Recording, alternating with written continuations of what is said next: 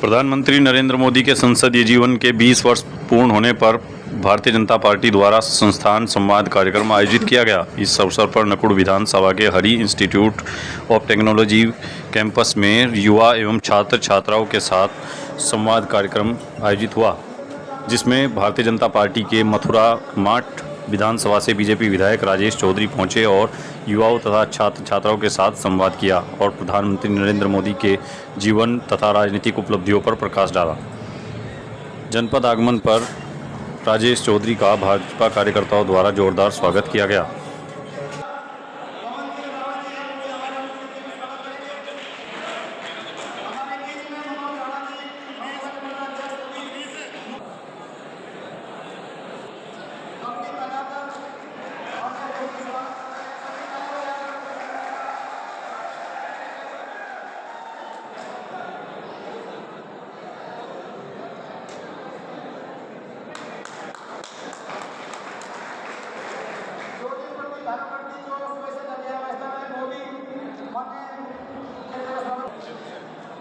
हमारे बीच में कोई हड़ताल के आए हैं, इनका बहुत बहुत स्वागत अभिनंदन करते हैं। ताली बजाने के साथ में चौधरी हरपाल जी जो इस संस्था के मालिक भी है, संस्थापक भी है, जिनके नेतृत्व में, जिनके सहयोग से बहुत काम हो रहा है।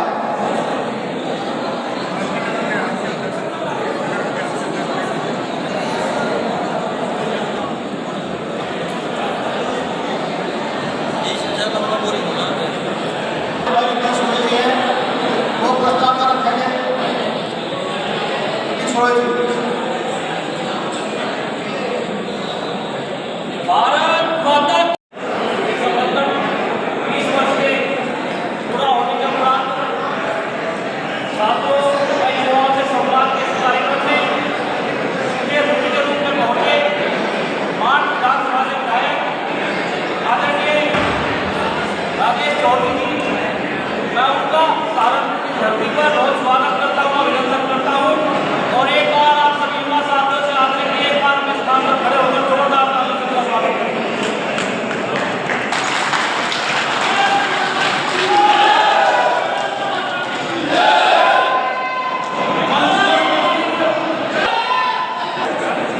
आदरणीय मांगेराम चौधरी जी का भी मैं इस कार्यक्रम में हृदय से स्वागत और अभिनंदन करता हूँ। मान मुस्टिका को बांध जोरदार जयघोष करेंगे और भारत माता की भारत माता की। वो बात आपको अच्छी लगे उस पर खुलकर ताली बजाइए। वो विषय रखेंगे, जानकारी आपको भी है, तालियों में कंजूसी कतई नहीं होनी चाहिए। और भारत माता की मैं विनम्र निमंत्रण देना चाहता हूं भारतीय जनता पार्टी के बहुत ही वरिष्ठ नेता, जिन्होंने बूथ अध्यक्ष से लेकर युवा मोर्चा में प्रदेश के महामंत्री, राष्ट्रीय मंत्री युवा मोर्चा, राष्ट्रीय उपाध्यक्ष युवा मोर्चा और वर्तमान में विधायक, लगातार 8 बार जीतने वाले विरोधी प्रत्याशी को पटकनी लेकर वो विजय श्री दिलाने वाले आदरणीय राजेश चौधरी को जोरदार तालियों के साथ स्वागत का अभिनंदन करेंगे। मैं निमंत्रण देना चाहता हूं माननीय तिरंगा फहराने पर, तो हम 4-5-6 लोग जाकर के वहां लाल चौक में छुप करके गए आतंकवादियों की तरह से, वहां जाकर के तिरंगा फहराया, गिरफ्तार हुए, उत्पीड़न हुआ और जेल में वहां डाल दिए गए। तो बहुत लंबी कहानियां मैं कभी बताऊंगा। तो वहां की जो पुलिस थी वो रोक रही थी तिरंगा फहराने से, कल्पना जब हमको गिरफ्तार करके जेल ले जाया गया तो वहां IPS ऑफिसर इंडियन डॉग कह रहा था, वो कह रहा था कि आपकी हिम्मत कैसे हो गई कश्मीर में आने की। मैंने स्वयं ने भुगता है, मैं किसी की सुनी कहानी नहीं बता रहा आपको।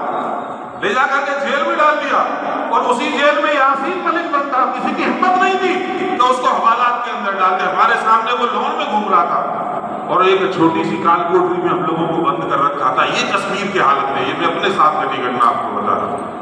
और आज आप चाहेंगे सीना तान करके आप जाकर के घूम के देख करके आइए। मैं भी गया था पिछले साल, राजभवन गया, वहीं जाकर के रुका तो वो कश्मीर और आज का कश्मीर आपको बदला हुआ नजर आएगा। उसका केवल एक ही कारण है कि आपने नरेंद्र मोदी जैसे व्यक्ति को इस देश का प्रधानमंत्री बनाया। बहुत सारे लोग होंगे, बहुत सारे आलोचक आपको मिल जाएंगे। 8 साल इस देश में प्रधानमंत्री के रूप में शासन करते हुए नरेंद्र मोदी जी को हो गया। 12 साल तक उन्होंने गुजरात के मुख्यमंत्री के रूप में काम किया। और आप देखिए, मंत्री भी बन जाए ना आदमी, मुख्यमंत्री बनना तो बहुत बड़ी बात हो गई।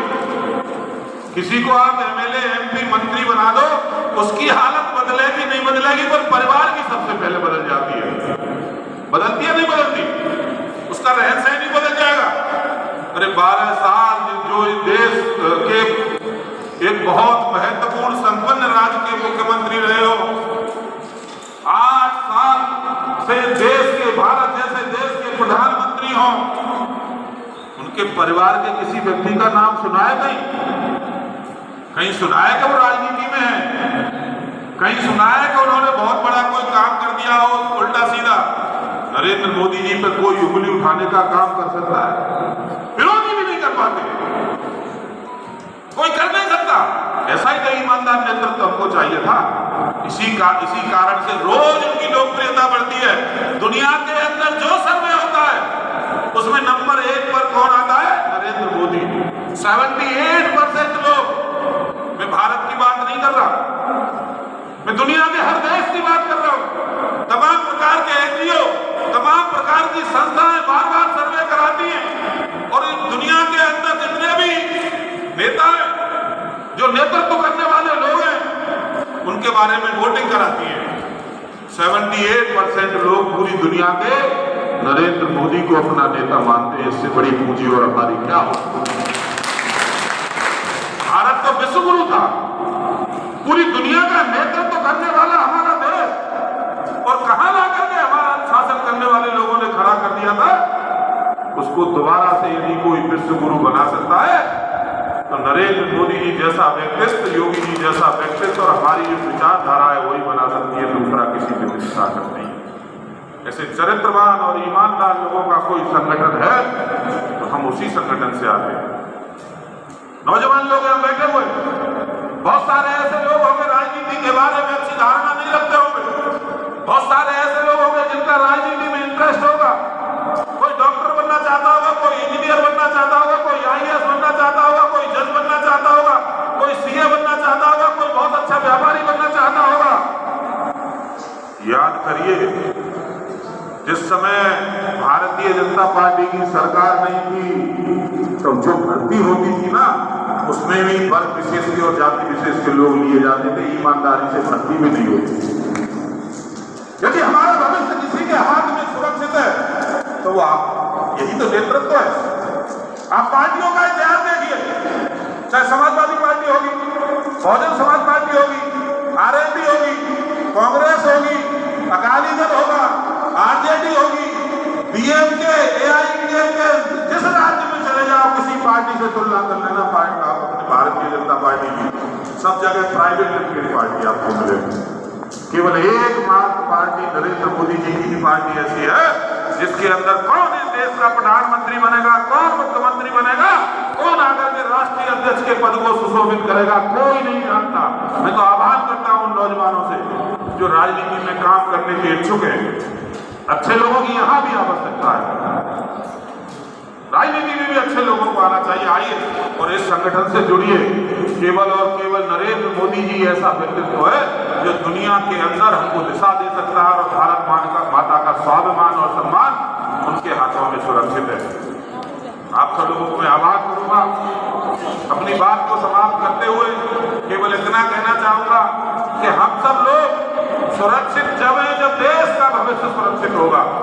हम सब लोगों का भविष्य जब सुरक्षित होगा जब ईमानदार लोगों के हाथ में सत्ता होगी। हम सब लोग जब आगे बढ़ सकते हैं जब हमारा नेतृत्व करने वाले लोग हमको आगे ले जाना चाह रहे होंगे। तो ऐसे व्यक्तित्व के बारे में पढ़िए, जानिए और पूरी ताकत के साथ आप ईमानदारी के साथ ऐसे लोगों का सहयोग करिए। तब नरेंद्र मोदी और सरदार भगत सिंह और सरदार वल्लभ भाई पटेल जैसे लोग पैदा होंगे। मैं इतना ही आप लोगों के बीच कहना चाहता था। मेरे मुंह से कुछ गलत निकल गया होगा तो क्षमा करेंगे। मेरे अंदर जितना बुद्धि थी, जितना विवेक था, उसमें आपको समझाने की कोशिश की।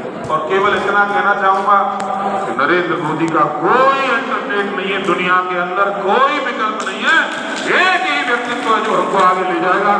बहुत बहुत धन्यवाद। जय जय।